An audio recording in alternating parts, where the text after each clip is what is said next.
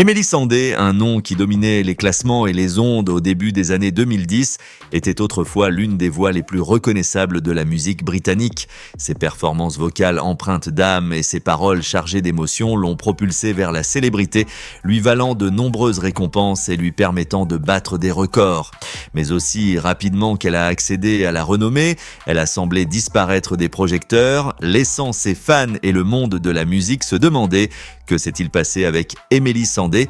Salut à tous et bienvenue sur Vraie Histoire de Stars, la chaîne YouTube qui dévoile la face cachée des célébrités.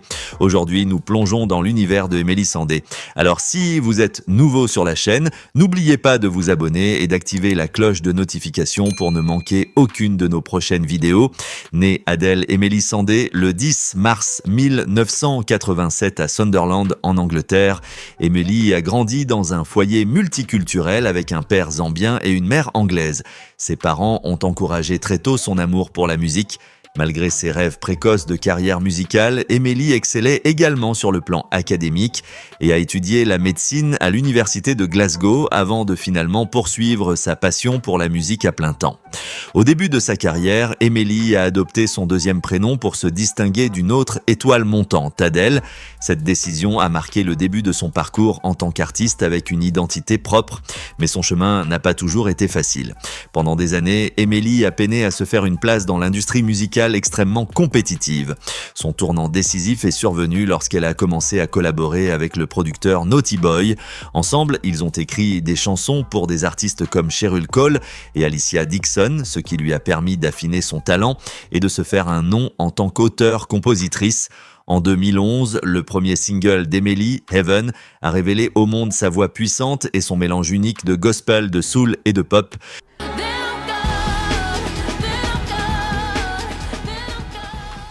Ce titre a rencontré un succès critique et commercial, la comparant à Leona Lewis et à d'autres chanteuses à la voix imposante de l'époque. C'était un début prometteur, mais ce n'était que le commencement. Ses singles suivants, Daddy et le tube Next to Me, lui ont permis d'asseoir son statut parmi les étoiles montantes du Royaume-Uni.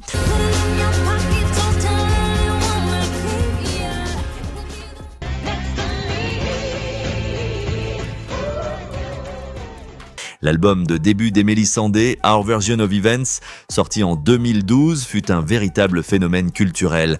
Avec ses paroles empreintes d'émotion et ses mélodies bouleversantes, l'album a profondément touché les auditeurs et est rapidement devenu un classique. Des titres comme Clown, My Kind of Love et Next to Me ont mis en lumière sa capacité à canaliser des émotions brutes dans des chansons universellement captivantes. L'authenticité de l'album et la voix puissante d'Emeli ont trouvé un écho auprès du public du monde entier. Les critiques ont salué Emeli pour sa profondeur et son honnêteté, la comparant souvent à des légendes comme Tracy Chapman et Lauryn Hill.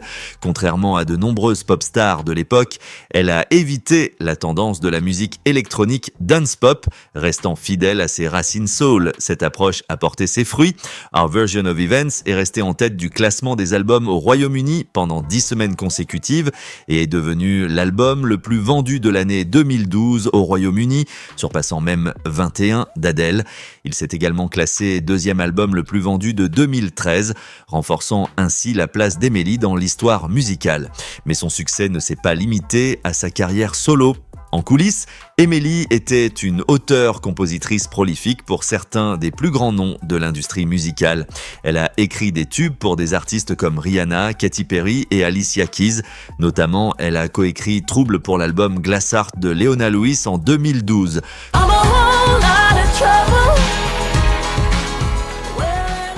Son talent et sa polyvalence en tant qu'auteure-compositrice ont fait d'elle une collaboratrice recherchée, même par les plus grandes stars mondiales. À mesure que sa notoriété grandissait, les récompenses affluaient. Emeli a remporté 2 Brit Awards en 2013, celui de l'artiste féminine britannique de l'année et celui de l'album britannique de l'année pour Our Version of Events. Ces distinctions ont marqué l'apogée de sa carrière et ont solidifié son statut d'artiste incontournable au Royaume-Uni. Cependant, sous la surface, la pression de la célébrité commençait à peser lourdement sur elle. Plus tard, Emeli révélera que cette période effrénée de succès l'a laissée émotionnellement et physiquement épuisée. Elle fonctionnait à un rythme insoutenable, saisissant chaque opportunité de peur que tout ne disparaisse soudainement. À la fin de l'année 2013, elle était exténuée et avait désespérément besoin d'une pause. Après le succès retentissant de Our Version of Events, Emeli Sandé a surpris ses fans et l'industrie musicale en se retirant de la scène. Au sommet de sa gloire, elle a pris la décision difficile de privilégier sa santé mentale et sa vie personnelle plutôt que de poursuivre sa carrière en plein essor. Cette période de retrait n'était pas seulement une pause, mais une nécessité absolue. Plus tard, Emeli révéla à quel point son ascension fulgurante avait été accablante. Elle décrivit une sensation de déconnexion avec elle-même, évoluant à un rythme si effréné qu'elle avait perdu de vue son identité en dehors de la musique. J'avais juste cette sensation écrasante que tout devait s'arrêter, admit-elle. Les exigences constantes de la célébrité, tournées, interviews, cérémonies de récompense l'avaient laissée émotionnellement vidée et physiquement épuisée. À la fin de l'année 2013, elle savait qu'elle devait prendre du temps pour se reconnecter avec sa famille, ses amis et surtout avec elle-même. Cette pause fut essentielle pour qu'Emeli retrouve son sens du but. Pendant 3 ans, elle mena une vie plus discrète, nourrissant des relations qui avaient été reléguées au second plan durant sa montée en flèche vers la célébrité. Elle qualifia cette période de sa vie de phase d'ermite, un moment où elle pouvait enfin se concentrer sur son développement personnel sans la pression du regard public. Malgré les inquiétudes de son label, elle fit confiance à son instinct et prit le temps de créer une musique qui reflétait son renouveau intérieur. Sa sœur joua un rôle déterminant en l'encourageant à retourner à la musique. Ce soutien aboutit à la sortie de son 2e album, Long Live the Angels. En 2016, cet album marqua une rupture nette avec le son plus pop et épuré de son premier opus. Il était profondément introspectif, explorant des thèmes tels que le chagrin, la résilience et la redécouverte de soi. Le premier single, Hurts, mettait en valeur sa voix puissante et son intensité émotionnelle, touchant profondément ses fans et les critiques.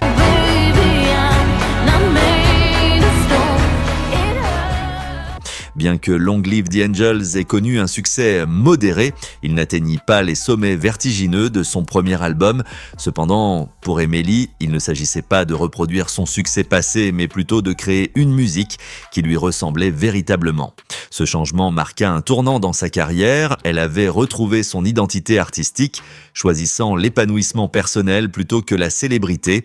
Le retour d'Emeli Sandé sur la scène musicale avec Long Live the Angels ne représentait pas seulement une étape professionnelle, mais aussi un accomplissement profondément personnel. Cet album était le reflet de la croissance émotionnelle et spirituelle qu'elle avait vécue pendant son éloignement des projecteurs. Des morceaux comme Hurts et Highs and Lows peignaient un portrait vivant de résilience, de guérison et de redécouverte de soi. Cependant, à la sortie de son 3e album studio, Real Life, en 2019, il était évident qu'Emeli n'était plus intéressée par la course aux succès commerciaux. L'album, bien que salué par la critique, ne connut pas le même impact dans les classements que ses précédents projets. Mais pour Emeli, cela ne représentait pas un échec, c'était un choix assumé. Elle avait commencé à privilégier la liberté créative et l'authenticité aux récompenses et aux attentes de l'industrie musicale. Cette philosophie l'amena à se séparer de Virgin Records et à signer avec un label indépendant, marquant un tournant décisif dans sa carrière. Cette nouvelle indépendance permit à Emeli de reprendre le contrôle total de sa musique pour la première fois. Elle saisit l'opportunité d'expérimenter de nouveaux sons et d'explorer des genres qui correspondaient à son état d'esprit du moment. Délivrée des contraintes imposées par un grand label, elle se concentra sur la création de musique qui résonnait avec ses expériences personnelles et sa vision artistique.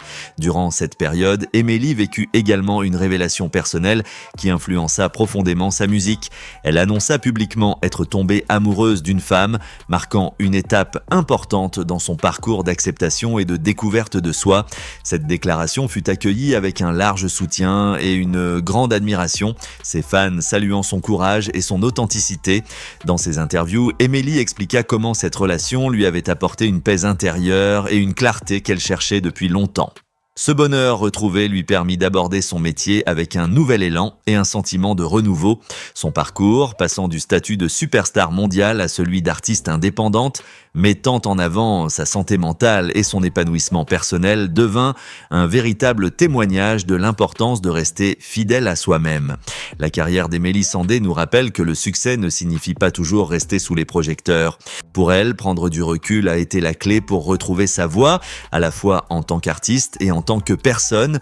Sa décision de s'éloigner du modèle conventionnel de l'industrie musicale ne signifiait pas qu'elle abandonnait sa passion pour la création. Au contraire, cela lui permit de se concentrer sur la production d'une musique qui reflétait véritablement son âme. Son passage à un label indépendant lui apporta un sentiment de liberté rafraîchissant. Elle accueillit avec enthousiasme la possibilité de contrôler chaque aspect de sa musique, de l'écriture des chansons à la production, en passant par le message qu'elle souhaitait transmettre. Ses albums indépendants, bien que moins médiatisés, révélèrent une richesse stylistique et émotionnelle plus profonde. Emily retourna à ses racines soul et expérimenta avec des éléments de jazz, de R&B et de musique du monde, créant des morceaux intimes qui résonnaient profondément avec son public fidèle. Elle exprima sa gratitude pour cette phase de sa carrière, affirmant que cela lui avait permis de se reconnecter avec la musique dans sa forme la plus pure. Au-delà de la musique, Emily consacra également du temps à des causes qui lui tenaient à cœur. Elle utilisa sa plateforme pour sensibiliser sur la santé mentale, l'amour de soi et l'acceptation de la communauté LGBTQ+, partageant souvent ses propres expériences pour inspirer et encourager les autres. Son parcours devint un phare pour ceux qui ressentaient la pression de se conformer aux attentes, prouvant qu'emprunter un chemin différent pouvait conduire à une croissance personnelle et artistique profonde. Aujourd'hui, Emily Sandé continue d'écrire et de se produire, mais à ses propres conditions. Elle est l'exemple éclatant d'une artiste ayant choisi l'authenticité plutôt que la célébrité, prouvant que le véritable succès réside dans la capacité à trouver et à suivre son propre chemin. Ses fans attendent avec impatience ses prochains projets, sachant que tout ce qu'elle créera viendra d'un lieu d'honnêteté et de passion. N'oubliez pas de laisser des commentaires pour partager avec nous votre avis et opinion sur toute cette histoire et peut-être nous apporter des idées neuves sur tout ça. N'oubliez pas de cliquer sur le bouton d'abonnement pour rester à jour sur toutes nos vidéos. À bientôt!